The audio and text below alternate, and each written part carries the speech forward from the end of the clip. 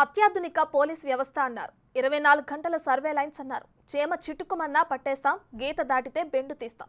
ఇవి గత ప్రభుత్వం నేరాలకు పాల్పడే వారికి ఇచ్చిన వార్నింగ్, ప్రజలకు ఇచ్చిన భరోసా. ఇదంతా నిజమేనా అని ఓసారి లెక్కలు తీస్తే అంతా డొల్లా అని తేలిపోయింది. గత ప్రభుత్వం కేవలం మాటలకే పరిమితమైందని, చేతుల జోలికి వెళ్లలేదని తెలుస్తుంది. ఇదంతా ఇప్పుడు ఎందుకు చెప్తున్నానంటే, గతంలో పోలిస్తే తెలంగాణలో నేరాలు పెరిగాయి.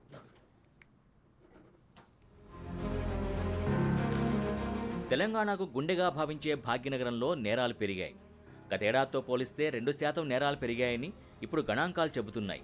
ముఖ్యంగా మహిళలకు ఏం జరిగినా క్షణాల్లో వాలిపోయేలా రూపొందించిన షీటీమ్స్ పనితీరు బయటపడింది. మహిళలపై అత్యాచార కేసులు గణనీయంగా పెరిగాయి. గతేడాది అంటే 2022లో మహిళలపై 343 కేసులు నమోదు కాగా 2023లో ఆ సంఖ్య 403కు చేరింది.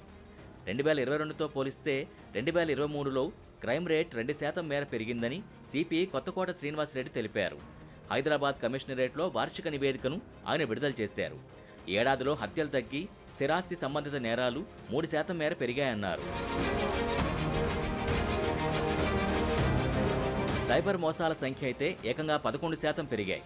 గతేడాది సైబర్ నేరాల్లో 82 కోట్ల మోసాలు జరిగితే ఈసారి 133 కోట్లని కాజేశారు కేటుగాళ్లు. ఇలా అన్ని రంగాల్లోనూ బీఆర్ఎస్ సర్కార్ తీరు ఇలానే ఉంది. స్థిరాస్తి నేరాల్లో 3%, మహిళలపై 12%, రేప్ కేసుల్లో 18%, సైబర్ నేరాల్లో 11% పెరిగాయి. డ్రగ్ ఫ్రీ స్టేట్లో భాగంగా తెలంగాణలో డ్రగ్స్పై గట్టి నిఘా పెట్టామని రాచకొండ సిపి సుధీర్ బాబు అన్నారు. డ్రగ్స్ తనిఖీల్లో భాగంగా 30 గ్రాముల MDMAని సీజ్ చేసినట్టు తెలిపారు. ఒక నైజీరియన్ దగ్గర కొని ఇక్కడ అమ్మే ప్రయత్నం చేస్తున్న 2 నిందితులను అదుపులోకి తీసుకున్నామని అన్నారు. బెంగళూరులో ఉన్న నైజీరియన్తో ఉన్న పరిచయాలతో డ్రగ్స్ తీసుకుని హైదరాబాద్ వచ్చే సమయంలో పట్టుకున్నామని అన్నారు. 2 నిందితులు కూడా పూర్తిగా డ్రగ్ అడిక్ట్స్ అన్న ఆయన ఒక్కో గ్రాము 8 నుంచి 10,000 వరకు అమ్ముతున్నట్టు వివరించారు. ఈ పర్టికులర్ దాంట్లో వీళ్ళు నేరస్తులు బెంగళూరు నుంచి ఒక నైజీరియన్తో ఉన్నటువంటి కాంటాక్ట్స్ మూలంగా ప్రీవియస్గా కూడా వీళ్ళు అడిక్షన్ ఉంది. They use to cell this material also.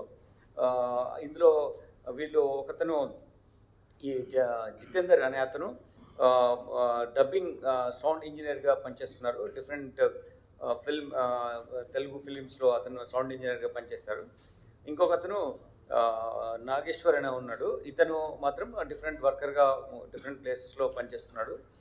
వీళ్ళిద్దరూ స్నేహం మూలంగా ఇటువంటి అడిక్షన్కు బానిసలైన మూలంగా ఇంకా ఈజీ మనీ కోసం అని చెప్పేసి ఈ యాక్టివిటీలో ఉండడం, దీనికోసము నైజీరియన్ని మేము అతను ఫాలోఅప్ చేస్తున్నాం. Will get that person also soon. డ్రగ్స్ని ఉక్కుపాదంతో అరికట్టాలని ఇప్పటికే సీఎం రేవంత్ రెడ్డి ఆదేశాలు జారీ చేశారు. ఆయన ఆదేశాలతో డ్రగ్స్ ఫ్రీ తెలంగాణ కోసం అధికారులు చర్యలు తీసుకుంటున్నారు. తాజాగా రాష్ట్రంలో మాదక ద్రవ్యాల నియంత్రణపై డీజీపీ రవిగుప్తా సమీక్ష నిర్వహించారు.